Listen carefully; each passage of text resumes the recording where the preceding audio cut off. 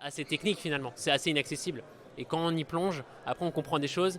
Et cette chose-là, c'est la naissance de la propriété numérique, et qui est assez fou en fait, parce que ça n'a jamais vraiment existé avant.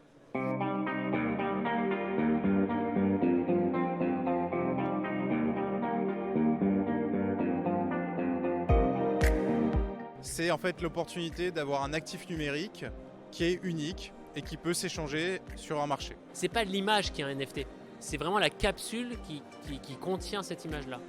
Et l'idée, c'est que cette capsule-là, elle soit publique, donc n'importe qui peut voir qu'en effet le possesseur de cette capsule c'est un tel ou un tel. Et finalement, on peut y mettre des choses qui sont très utiles à être persistant. Je pense à une facture, je pense à une carte d'identité. Nous aujourd'hui, il y a beaucoup d'argent qui sont dépensés pour rendre les cartes d'identité infalsifiables, uniques, etc.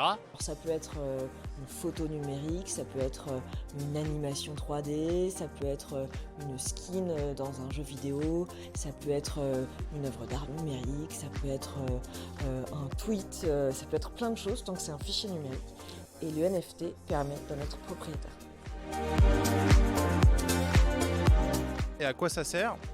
L'idée, c'est de se dire, en fait, aujourd'hui, on vit dans un monde digital, et on s'en rend bien compte, dans lequel, en fait, on n'est pas propriétaire des actifs qu'on va manipuler. Deezer, par exemple, on a l'habitude d'écouter de la musique, de payer un abonnement mensuel, mais on n'est pas propriétaire. C'est-à-dire que si demain, je coupe mon abonnement Deezer, je perds, en fait, toutes les heures de musique que j'ai pu écouter.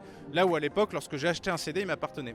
Et donc, si on imagine le monde de la musique de demain, c'est un monde de musique où des albums peuvent sortir sous forme de NFT, on pourrait acheter le NFT et être propriétaire de ce NFT indépendamment d'un abonnement ou d'un autre.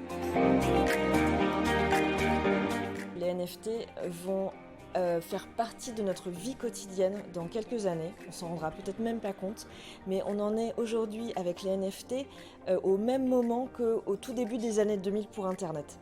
Donc aujourd'hui, on se pose même plus la question de faut-il s'intéresser à Internet. Internet, ça fait partie de nos vies. Et bien les NFT, demain, ça fera partie de nos vies quotidiennes dans plein de domaines.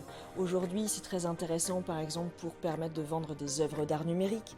Mais demain, ça va peut-être permettre de voter électroniquement, ça va permettre de sécuriser la vente de billets par exemple, ça va peut-être permettre de tracer des objets de luxe, des montres, énormément de choses. On ne peut pas le savoir aujourd'hui encore tout ce que ça va être puisqu'on n'en est qu'aux prémices, mais en tout cas ce qui est sûr c'est que ça va révolutionner nos vies quotidiennes pour le meilleur bien évidemment.